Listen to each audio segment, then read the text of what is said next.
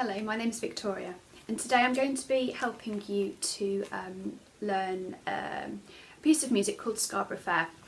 It's in the Abracadabra flute book, and if you've been playing this book for a while, perhaps you've reached this page. It's page number 48, and it's a piece I really like. There are lots and lots of different versions of this on the internet, so it might be a good idea before you get started to have a listen to different versions and see which ones you really like.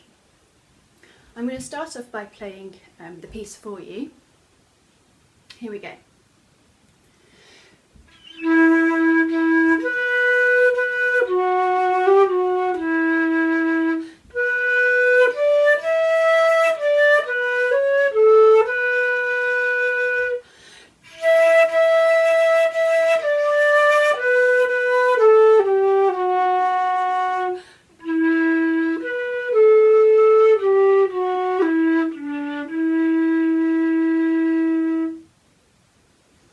There we go.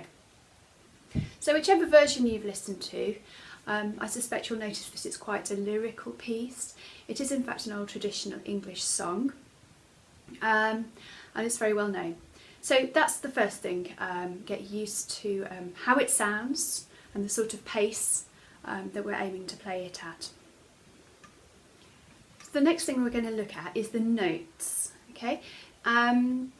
The range of the notes goes from a low D up to the E an octave above. So the low D and the high E I'm referring to. So you should have in your range the low E and the higher E.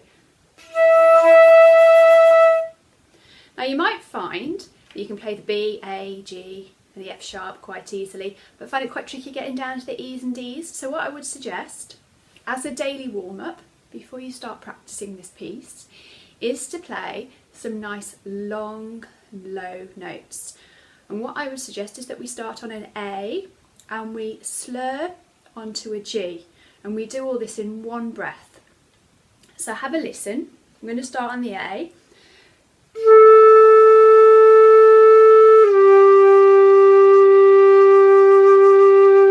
So I used one breath.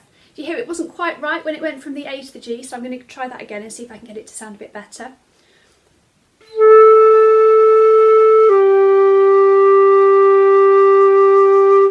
I'm a bit happier with that. I'm now going to go from a G to an F sharp.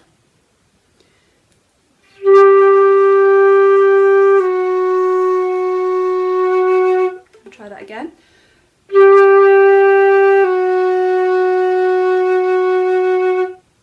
Then from an F sharp to an E.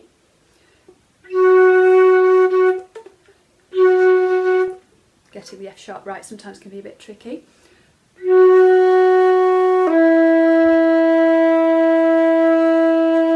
And then from an E to a D.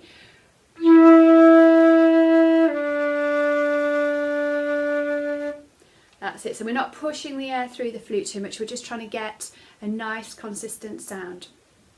Great. So when we've done that, and we're happy with the sound going from one note to the next note, that we're going to be able to get down to that low note, we're going to just practice the two higher notes. That's D and E. Now when you play the high D, make sure that this finger is off. Okay, so low D, high D. And then this finger goes down for the top E.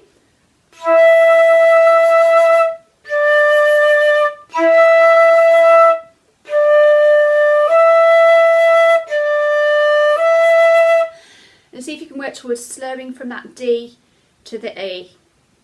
And those are great little warm-ups before you start on this piece.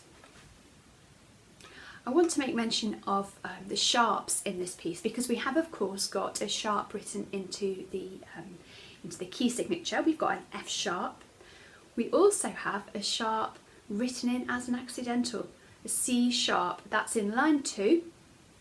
Perhaps if you have a look now, you can see at line 2, bar 2, we've got a C sharp. So it's important that you remember that that is a C sharp and not a C natural.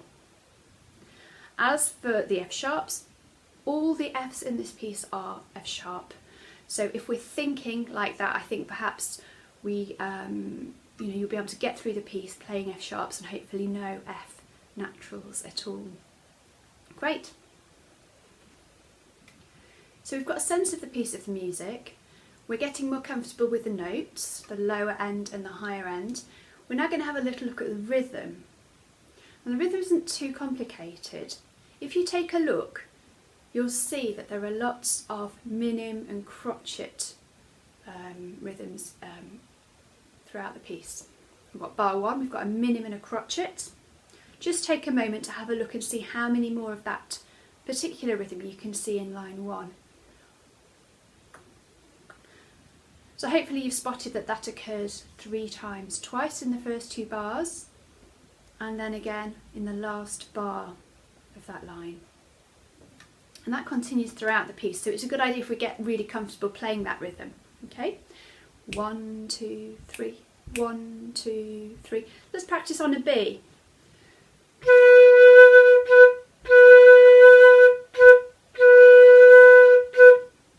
That's it, now you play. Good. So we also have a dotted crotchet and a quaver, followed by a crotchet. I'm going to clap that for you. It goes like this, it goes 1, 2 and 3, 1, 2 and 3. Let's practice that on a G.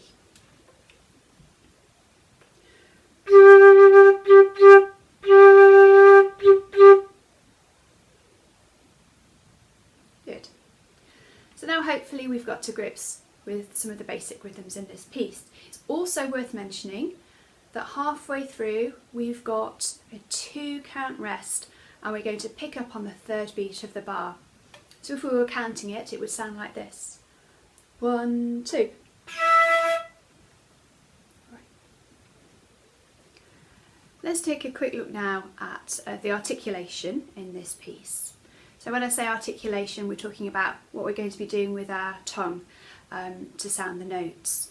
So most of the notes are just tongued, and we're going to use a very gentle tonguing style in this piece, which is not always easy on the lower notes, but again, if you practice perhaps tonguing, let's say a low E, let's try doing it 4 times. You try that, and eventually you'll get more confident and happier playing those low notes. Okay.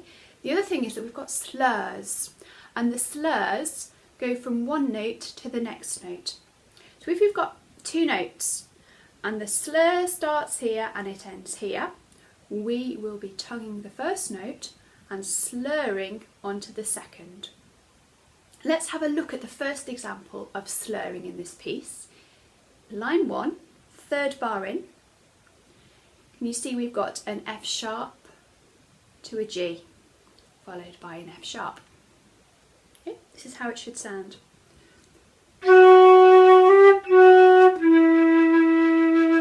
I'll do that again, listen carefully.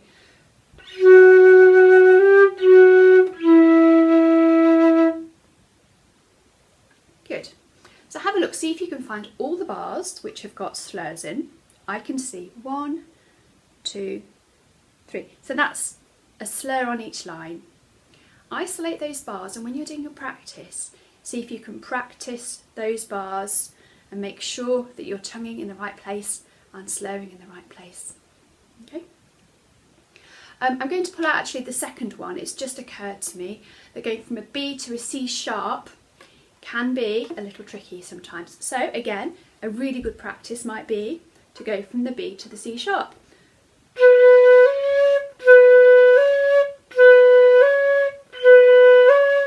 Have a go now. Make sure that this thumb comes off. It's ever so easy to sort of leave it on and get this effect. If you're getting that, don't worry. Go back to the beginning and try going B, C sharp, B, C sharp. Great, so I think we've covered most of the important points here. One final thing I would like to look at is the dynamic markings in this piece. Dynamics means how soft or how loud we're going to be playing. Now, this is quite a gentle piece, and we've got 3 different markings. We've got P, M, P and MF. Now hopefully you already know P, piano, is softly, And the other two, MP, mezzo piano, is moderately quiet, so that's a little bit louder. And then we've got MF, moderately loud, which is a bit louder still. So when we're playing, we want to show that we understand the differences and change the dynamic as it's marked. So one way we could practice this is we could choose a note we find easy, so for example a G, and we could try playing it piano quietly, then try playing it again at mezzo piano a little louder, and then again at moderately loud. Have a listen. I'm going to play each note as a semi-breve with a pause written over it.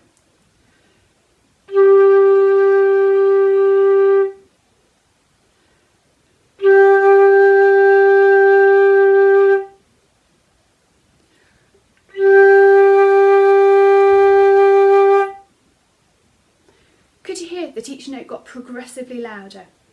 If you practice doing that, you'll find that you'll be able to play the whole passage at that dynamic. So that's a really good practice. All right? Fantastic. Well, I think we've covered all the areas of this piece. Go back and have a look at each stage and see if you can put it together. And when you have got it together, it would be great if you could play it and perhaps share it with your friends.